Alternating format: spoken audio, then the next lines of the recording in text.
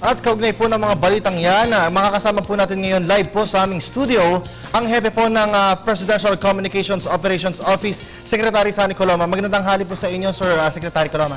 Magandang tanghali naman sa iyo, Kirby, at sa lahat ng ating mga taga-subaybay. Apo, Secretary, unang-una po, magandang balita. May panibago pong investment upgrade po na inilabas po ang Japan Credit Agency. Ano po ang inyong reaksyon tungkol po dito? Dapat po ikagalak ng buong sambayanan ang bagong ng isang global ratings agency sa pagiging investment grade ng ating bansang Pilipinas. Senyales po ito ng mataas na kumpiyansa ng international financial community at ito po ay magbubunsod ng mas maraming pamumuhunan sa ating bansa, lalong-lalo na sa mga magtatatag ng mga negosyong magbibigay ng daang-daang bagong hanap buhay para sa ating mga mamamayan. Opo. Secretary, ano po kaya ang mga programa po para po mag-filter down po yung mga benefits from investment upgrades po at yung good credit ratings po para po sa ating mga mamamayan?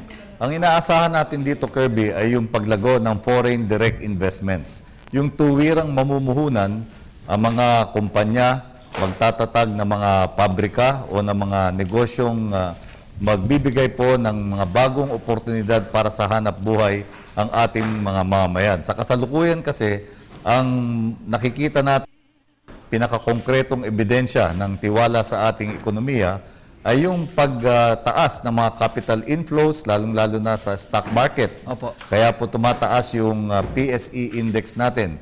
Pero ito po ay hindi pa long-term investment. Ang inaasahan po natin ay lalong tatatag ang kumpiyansa ng mga mamumuhunan at kapitalista at sila ay magtatatag mismo ng mga pabrika at mga kumpanya na magbibigay ng maraming hanap buhay sa ating mga mamamayan. Opo. Secretary, isa pa pong mainit na issue sa ngayon ay yung pagpapatupad po ng COMELEC po ng COMELEC Resolution number 9688 po o yung nagsasabi po na bawal po na mag-withdraw ng 100,000 ang sino man po sa simula po ngayong May 8 hanggang May 13. Sir, ano po ang inyong pananaw po tungkol po dito? Dapat po nating unawain na ang COMELEC ang itinalaga ng ating saligang batas na maging pamunahing ahensya sa integridad ng ating halalan. Yun naman pong partikular na aspeto kung paano ito ipapatupad, meron din naman pong karapatan ng ating Bangko Sentral na maglahad ng kanilang opinyon. Sa aking pong pag-unawa, doon sa COMELEC resolution, hindi naman sakop yung mga transaksyon ng mga negosyante at mga ngalakal. Magpapakita lang sila ng konkretong pruweba na ang kanilang iwiwidrong halaga ay para sa pangkaraniwang pangailangan ng kanilang negosyo. Pero may katwiran din yung mga nagsasabing makakaantala ito sa daloy ng negosyo. Opo. Kaya dapat lang po siguro suriin yung tamang implementasyon nito at kaisa rin po tayo doon sa paghahangad ng COMELEC na supilin po yung pambibili ng boto at yung ibang mga hindi kanais-nais na practices na nagbibigay ng black eye sa ating electoral process. Opo. Secretary, lumabas po sa mga balita na ang stand daw po ng oposisyon Bangko Sentral ng Pilipinas tungkol nga po doon sa money ban, yun rin po ang stand po ng Malacanang. Ano po ang kalinawan tungkol po sa isyong ito? Kaya nga po, kailangan lang linawin na bagamat merong pangunahing responsibilidad ang COMELEC dito bilang constitutional body na namamahala at nangasiwa sa eleksyon, yung sa practical na aspeto po ng pagpapatupad nito ay meron din pong taya ang Bangko Sentral sapagkat siya naman ang regulatory agency. Okay. Kaya dapat po sigurong talakayin ng Bangko Sentral at ng COMELEC kung paano talaga at kung maipapatupad ba ito ng resonable at mahusay. Okay po. Sir, kamakailan po ay pumutok po ang Bulkang Mayon o nagkaroon po ng phreatic explosion na tinatawag po ng FIBOX. Sir, sa ngayon po, ano po ang update po mula sa palasyo para po matulungan po yung mga namatay at yung mga nasugatan sa ngayon po, sir? Siyempre po, ang pangunahing concern ng ating Pangulo yung kaligtasan ng mga mamamayan at mga turista na nagtutungo sa lugar na yan. Kaya po kahapon ay nagpalabas po siya ng direktiba na dapat linawin kung paano ipapatupad yung konsepto ng permanent danger zone.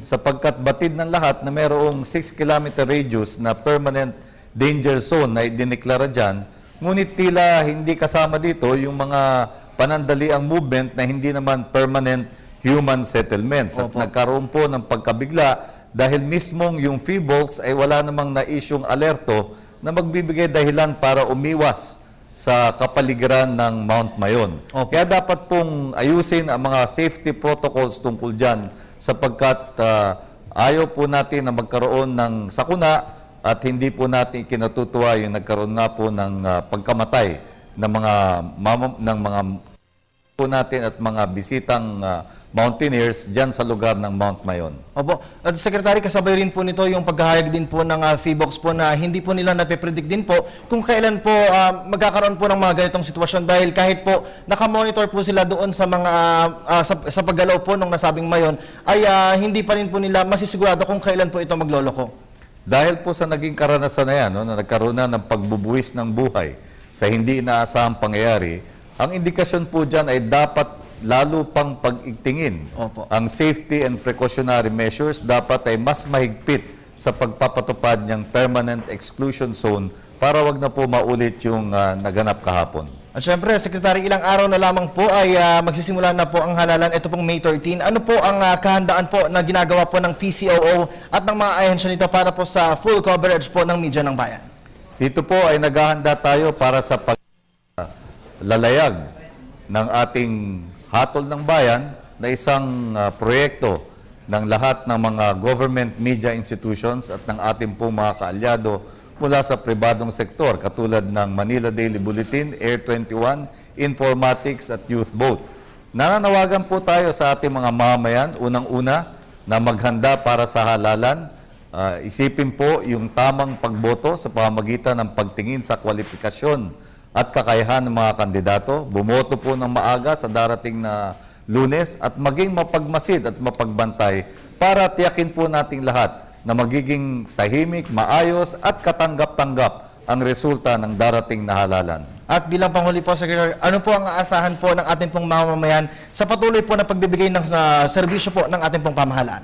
Puspusan po ang ating magiging coverage. Meron po tayo nakadeploy na mga correspondents at empleyado ng Philippine Information Agency, Philippine News Agency, at iba't ibang ahensya natin, pati na rin ng People's Television at ng Radyo ng Bayan sa 71 sa 80 probinsya ng ating bansa. At titiyakin po natin yung pinakamalawak at up-to-date na coverage na magbibigay sa ating mga mamayan ng isang makatotohanan at makabuluhang pagsasalaysay ng mga kaganapan sa halalang darating. Alright, well said po. Maraming salamat po, Secretary, sa pagdalaw niyo po sa amin dito sa News at 1. Wala pong iba, si Presidential Communications and Operations Office Secretary Sonny Coloma. Magandang araw, sir. Magandang hapon din sa lahat.